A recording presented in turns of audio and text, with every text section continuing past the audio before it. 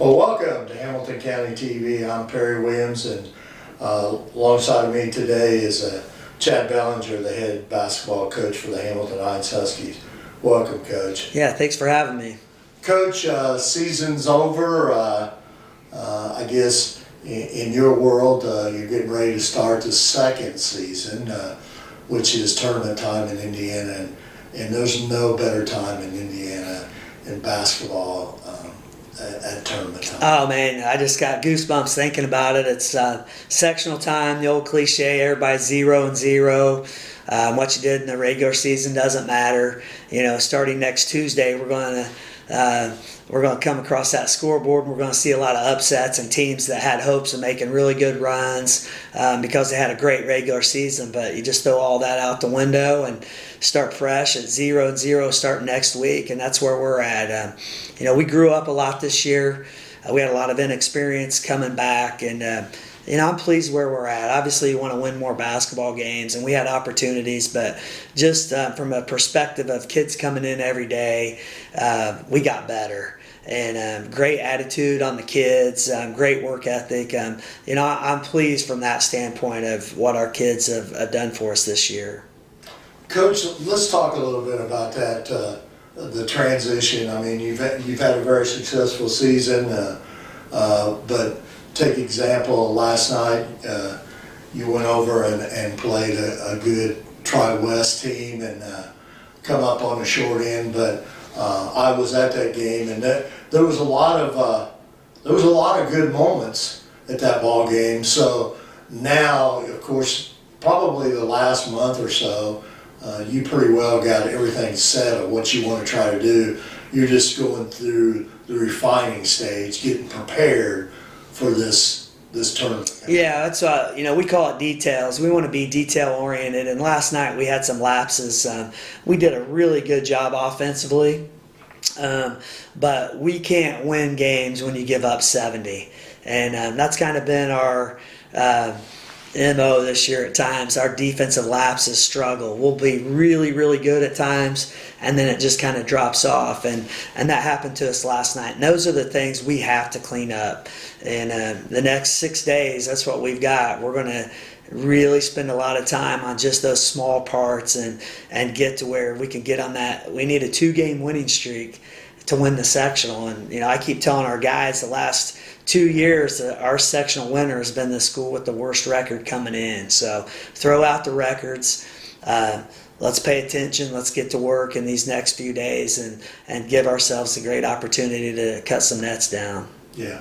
Coach, one of the things, and of course you usually go over there, but in the past, a lot of times, you know, I've heard coaches say, you know, a gym like Newcastle, like Carmel, some of those gyms that are you know, in the ground and kind of the crowd around you and everything.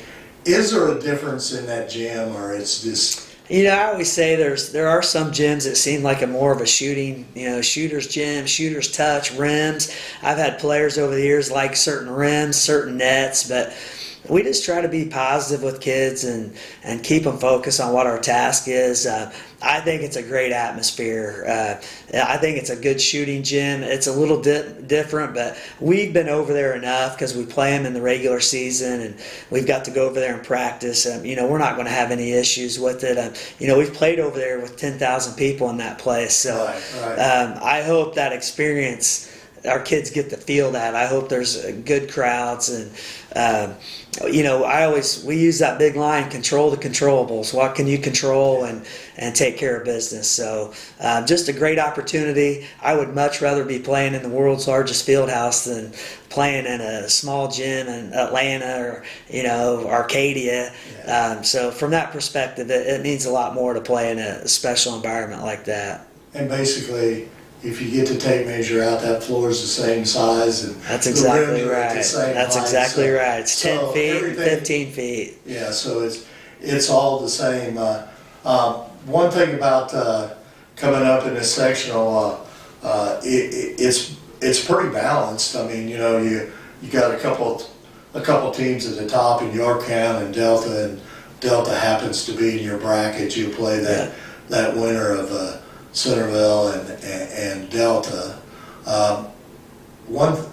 In yesterday when I did a coach's interview, there's always a lot of things being said about, oh, I like to play on the first day and everything.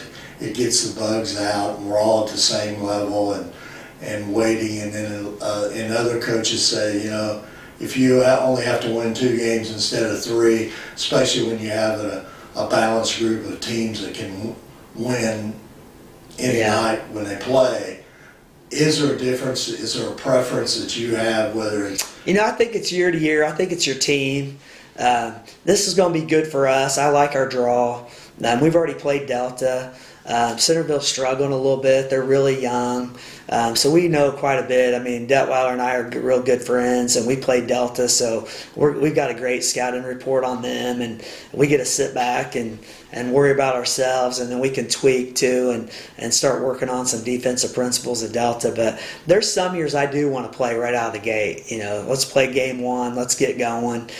This year's going to be really good for us. This team, with our ups and downs we've had a little bit, it's a little harder to put 3 games together, but with this draw, I really like it, and we've got a really good shot.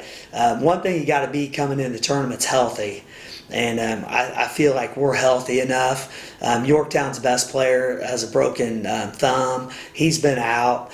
I've heard reports he might be back, but that he won't be 100%. Delta's the worst kid has a shoulder dislocation that pops in and out, so they're not 100%.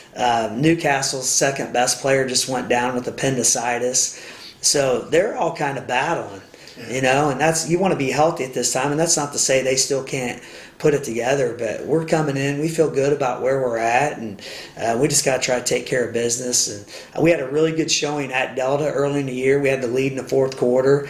We're actually down 2 late and got a nice 3 to take the lead and miss, and then we kind of had to foul a little bit, so we got beat 9 earlier in the year, but the score didn't dictate really how that game went. But that's been a long time ago.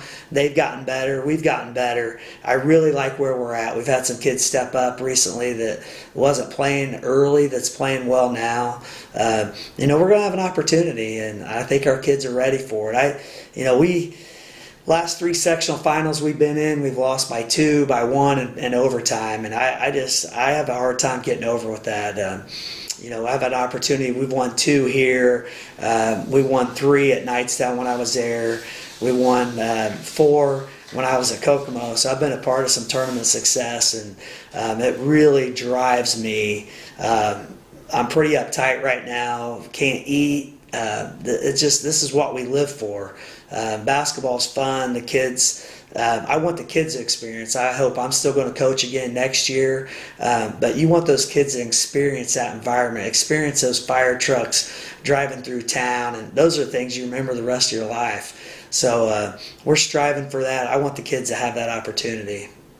Well, thanks a lot, Coach. I know you have a busy schedule, and now that you had your last game last night, I'm sure you've already started preparing for the sectional. Probably on Sunday right after the draw, but now you can focus on that, and you can focus on both Delta and Centerville, and let's see what happens. Okay, good luck at Newcastle on Friday night. Yeah, appreciate it. Thanks for having me, and we're looking forward to making a little run here. All right, thanks a lot, Coach.